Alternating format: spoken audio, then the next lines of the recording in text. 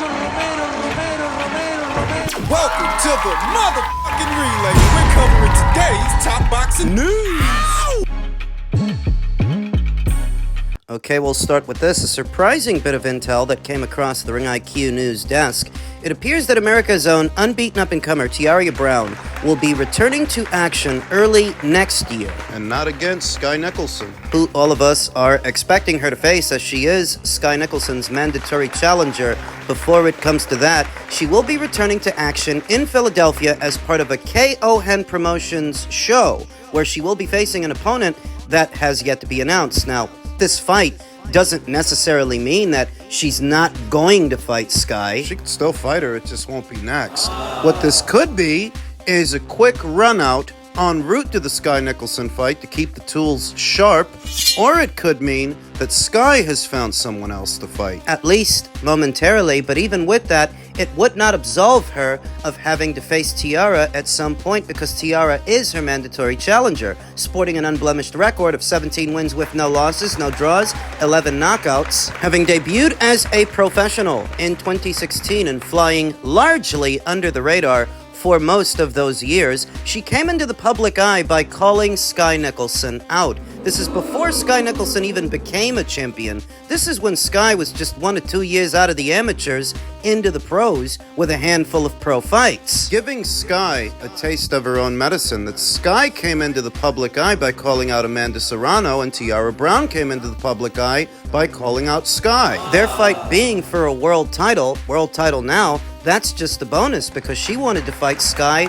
before she had the green and gold belt. Tiara Brown saw action 2 times this year, once in February, then again in June, and she's set to return to action next month in what is an 8-rounder. Crawford. She's done a really good job of staying busy, having a steady schedule of fights year after year. 2 fights in 2022, 2 fights last year, and 2 fights this one. Very good for a fighter that's not with a major promotional outfit, because it can be difficult to stay busy and stay active if you don't have a major promoter behind you. Tiara doesn't, but she's managed to stay sharp. Crawford. So like I said, what this could be is a quick run out en route to the Sky Nicholson fight, or what this could be is a stay busy fight, because Sky has found someone else to fight. Because Tiara is her mandatory challenger, it's got to be a champion. It's got to be another belt holder, and it just so happens that there is one available. Nina Menka, newly crowned IBF champion. So what if Sky Nicholson has secured a unification match with Nina, and as a result of that, the Tiara Brown fight is on the back burner? It could be that way too. Even if it is, that does not absolve Sky of having to fight Tiara. That just means she'll have to fight her later on in defense of 2 alphabet titles and not just 1. Either way, Tiara Brown is Sky Nicholson's problem. This is Tiara's shot at the big time. She's never fought for a full alphabet title before. Can she do it? Tiara Brown really is one of the best kept secrets in the featherweight division. She really is one of the better and more talented fighters anywhere at or around 126 pounds, but I'm not convinced she can get to Sky Nicholson. Tiara is best described as a boxer puncher. She can box when she needs to and punch when she needs to. But she is noticeably older than Sky Nicholson and slower. 36 years old, a stronger puncher. Yes, I'd say that Tiara is a stronger puncher than Sky Nicholson. She's got power, but power only counts as much as your ability to deliver it, your ability to land. You can hit hard, you can hit as hard as you want. If you can't land, it really doesn't matter, and that seems to be Sky's area of expertise, that pure boxer philosophy. Hit and not get hit. As much as I don't like watching Sky's style, she's very good with it. Effective. Hard to get to. I thought that Raven Chapman would cause Sky to unravel, and she did anything but. She lost a lopsided decision. So looking at Tiara, who's older than Raven, older than Sky, well, pure boxers seem to have a tactical edge over boxer punchers, because boxer punchers generally don't just throw caution to the wind, throwing punches to be throwing punches the way a pressure fighter would. It's a subtle difference. Most people don't pick up on it. The Achilles heel for the boxer puncher against the pure boxer is the chances they don't take. That sometimes, to get to that pure boxer, you've got to be willing to take one, to give 2, 3, 4, the way a pressure fighter would. You have to take chances. And what usually happens to that boxer puncher against that pure boxer is You're trying to set up your punches. You're looking for that window of opportunity that never opens because the pure boxer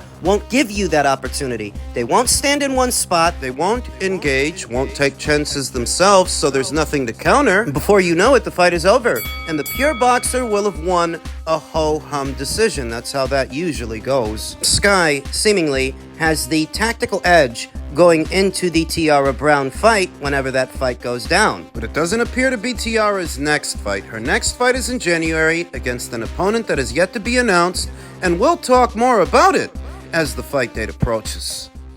In men's super bantamweight news, Naoya Inoue may add a Picasso to his collection. Phoenix. What appeared as Naoya Inoue's imminent move to featherweight is increasingly looking like it'll be paused well into next year. Beyond undisputed junior featherweight champion Inoue 28-0 With 25 KOs. being bound for Christmas Eve title defense at 122, the powers directing his career increasingly favor staging a likely super bantamweight showdown with unbeaten bantamweight champion Junto Nakatani in Japan, not in the US. And with Inoue's American promoter Top Rank angling for an Inoue bout in April in Vegas, the front runner for that fight is also a super bantamweight, Mexico's own David Picasso. Two officials close to the situation told Boxing Scene this week. The 24-year-old Picasso, 30-0 with 1 draw, 16 knockouts, has ascended to become Inoue's #1 and mandatory challenger according to the World Boxing Council. He's the WBO's 8th-ranked contender and unranked by the WBA and IBF, which lists Inoue's Christmas Eve foe, Australia's Sam Goodman, at #1. The kid is asking for the fight, said Rene Aviles of Picasso's promoter, Zenfer. He wants the biggest fights, he wants to be a world champion, and he's ranked at #1. So an Inoue fight is in his path. It's on the table. The pitch of Picasso by Zenfer, headed by Top Rank's closely linked Mexico-based promoter Fernando Beltran, is that he'll provide an entertaining scrap in Inoue's most significant. So none of this is from Ohashi, and none of this is from Inoue. American date yet, after 2 subdued COVID-era appearances and a 2017 undercard appearance beneath 4-division champion Roman Chocolatito Gonzalez, while top-ranked vice president Carl Moretti said the financial structure of a potential Vegas bout for Inoue remains a substantial in-progress project. Top-ranked chairman Bob Arum said he's pursuing the April date in Vegas. We're working on that, and we'll have an announcement shortly. We're not gonna make any announcement until after Inoue fights on Christmas Eve. If he comes through well, we'll have an announcement at that time. So this is what I figured, that if there's some kind of effort and some kind of push to put Inoue in the ring with another Mexican fighter, as opposed to his WBA mandatory challenger, MJ Akhmadaliev, it's likely from the top-ranked side of things. They wanted to bring Inoue to America this year, but they didn't do that. Frankly, there was no reason to. There was no point. What, you're gonna bring him to America to fight Luis Neri when the fight is bigger in Japan? You're gonna bring him to America for TJ Doheny, Sam Goodman? Of course not.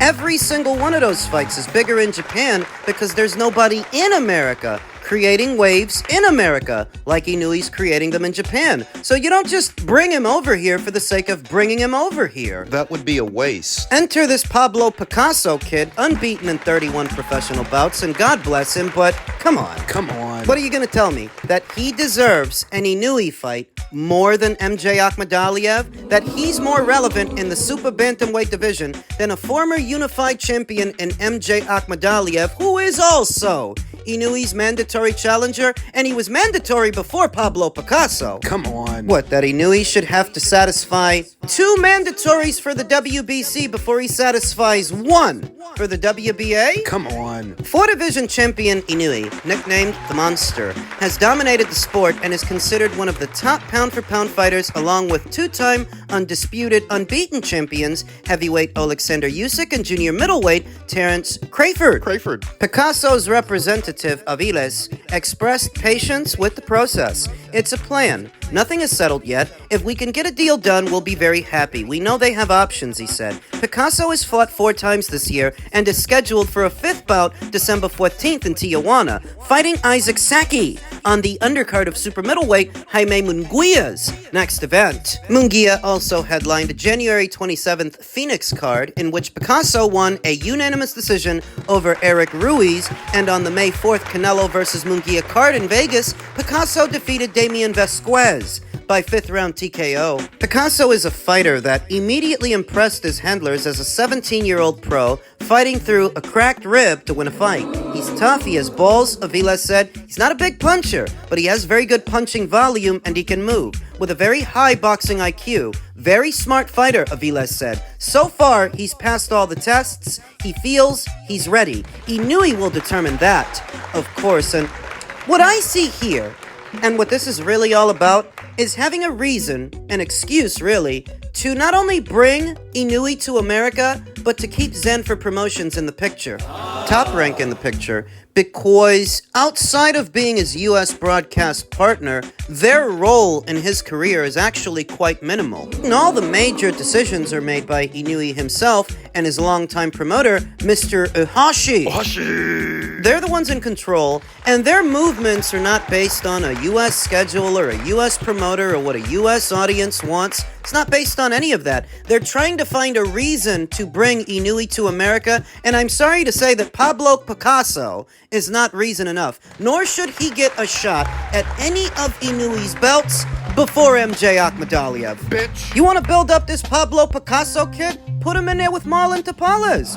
Put him in there with Luis Neri. Build his name, build his brand. Why are you rushing it? Rushing Pablo Picasso to an Inoue fight when he hasn't even fought a Luis Neri yet. And the reason for it is they want to keep MJ and Matchroom out of the picture. I don't think they like the MJ Akhmadaliev fight. I don't think they like that he's a former champion and he was a standout amateur in the amateurs in the unpaid ranks. I think MJ Akhmadaliev makes the guys at Top Rank nervous. MJ's going to be returning to action before this year is out in Monte Carlo on a Matchroom show, presumably en route to an Inoue fight, because if anybody should get that fight after Sam Goodman, it's MJ. They don't want him to. They want to keep MJ out of the picture, Matchroom out of the picture. What they figure is, why roll the dice on some Uzbek that nobody knows? If we're gonna do that, we might as well gamble on one of our own guys, so that if Inoue does lose, We promote his successor. We're still in the picture. because for them it would be a nightmare if he lost to somebody else's fighter, in this instance, a Matchroom fighter. Now, I don't think that Inoue would lose to MJ. I think he would stop him. Though I'm not invested. I'm not the one trying to turn over a profit from him or being associated with him. Top Rank is, and they would rather not roll the dice on that fight. But it's not up to them. I reiterate, the final word on Inoue's career comes from Inoue himself and his longtime guy, Mr. Ohashi. And they don't base their movements on what some American promoter wants or what some American audience wants. And don't forget, they also inked some kind of an agreement with His Excellency, Mr. Turki LL Sheikh, and Riyadh Season. That would be an ideal Riyadh Season fight. Inoue versus Akhmadaliev. Probably pays better, too, than a Pablo Picasso fight. In Vegas. MJ Akhmadaliev in Saudi likely gets you more money. So when you hear all of this stuff about a Pablo Picasso fight, take everything you hear with a pinch of salt, because most of that is coming from Top Rank, who's still looking for a reason to bring Inoue to America. And I'm sorry, but Pablo is not reason enough. Sorry. And finally, former undisputed junior middleweight champion Jermell Charlo took to his Instagram account to herald his ring return in the coming year, and we know that former Showtime Sports president turned PBC consultant Stefan Espinoza hinted that the Charlo brothers as a package could be a big part of their bottom line in the coming year. As far as what we can expect from the PBC, we can expect them to come back. Who cares? Many are already interpreting this as a return to the junior middleweight division for Jermell Charlo, who has not boxed in over a year's time. I know it doesn't feel like it, but it's been over a year since he fought Canelo Alvarez at 168. And it's been over 2 years since he made the junior middleweight limit in what was the Brian Castano fight, the Brian Castano rematch that was for Undisputed, a thrilling contest, but still a contest that took place 2 years ago. So 2 years later, in his mid-30s, you're expecting him to boil down back to 154? We supposed to be excited? Some people are, because they believe this could lead to a Terence Crawford fight, a Terence Crawford showdown, but that's provided that Jermell can even make that weight, and that's provided that Terence Crawford is still interested. I don't see why he would be. Before, when Jermell had all the belts, or at least some of them still, it was different, but now, what does he have that Terence Crawford would want? Some people still think of him as being the junior middleweight division's lineal champion. That's really not how lineal status works. If you leave the division and vacate all the titles that you held, you're not lineal anymore. So then who's lineal if Jermell Charlo isn't? Nobody, because the reset button has been hit. The process to crown a lineal champion has restarted, but it's not Jermell. He dropped all his belts, he moved up in weight, he lost, disappeared for a year. So what do you think? 2 years after his last appearance at this weight, he's gonna come back and be the same guy that beat Brian Castano? I don't think so. If he can even get down to 154, what you might get is a faded version of that fighter, a fighter who can no longer make that weight safely, that yeah, he can make it, but not match fit. And that's if he even can make it. He didn't say he was. He said that recess is over. All that means is that he's coming back, but that doesn't mean he's coming back to 154. He could come back at 160. If he does, by the time he does, he might find that there are no longer 2 alphabet titles on the PBC side of things for him to fight for, as Carlos Adames is putting his up against Hamza Shiraz, Erislandi Lara is rumored to be putting his up against Chris Eubank Jr., Yanni Bekalam Kanalai has the other 2. What, are you going to fight him?